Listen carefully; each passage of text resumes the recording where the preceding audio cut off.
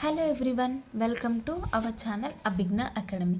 Last వీడియోలో మనం డేటాబేస్ని ఎలా క్రియేట్ చేయాలో చూసాం. ఈ వీడియోలో మనం టేబుల్ని ఎలా క్రియేట్ చేయాలో చూద్దాం. సో టేబుల్ని ఎలా క్రియేట్ చేస్తాము? సో అసలు టేబుల్ అంటే ఏంటి? సో టేబుల్ అంటే మనకి టేబుల్లో డేటా ఉంటుంది. సో ఈ డేటా ఎలా ఉంటుంది? టేబుల్లో రోస్ అండ్ కాలమ్స్ రూపంలో ఉంటుంది. ఫర్ ఎగ్జాంపుల్ మనం ఒక టేబుల్ తీసుకుందాం. సో వీటిని కాలమ్స్ అని అంటాం, వీటిని రోస్ అని అంటాం, right.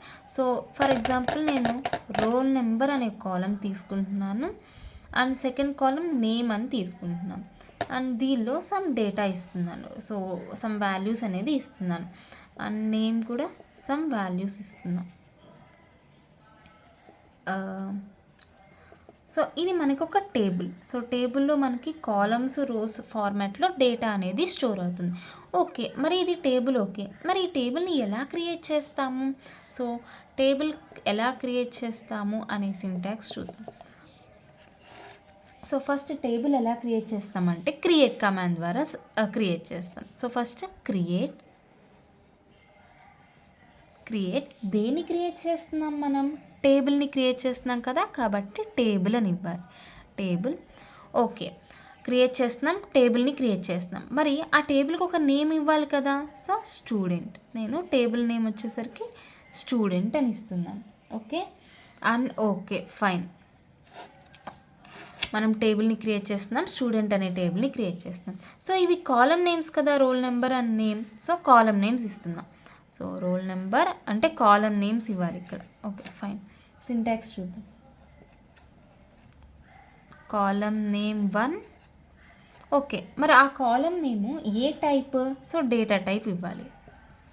Data type.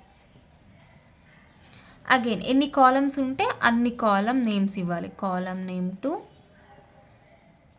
Again data type. Okay, and తర్వాత క్లోజ్ చేసేసి సెమీకాలన్ ఇవ్వాలి. సో అలా ఎన్ని ఉంటాయో అన్ని ఇవ్వాలి. ఫర్ ఎగ్జాంపుల్ ఇక్కడ ఉన్న సింటాక్స్ చూసుకుంటే, సో ఇక్కడ మనం టేబుల్ నేమ్ ఇస్తున్నాం. సో ఇక్కడ ఉన్న సింటాక్స్ చూసుకుంటే మనకి కాలం నేమ్ 1 దగ్గర ఏముంది? రోల్ నెంబర్ ఉంది. సో రోల్ నెంబర్ ఉంది అండ్ ఇది రోల్ నెంబర్ అనేది ఏ టైప్, ఏ data type? For example integer అనుకుంటే ఇంటీజర్ ఇవ్వచ్చు అలాగా.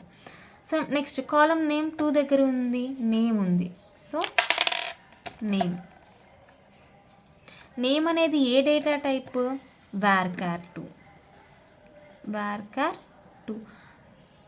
సో అది ఎంత లెంత్ ఉండొచ్చో కూడా అలా ఇవ్వచ్చు అండ్ ఇక్కడ మనకి అవసరం లేదు.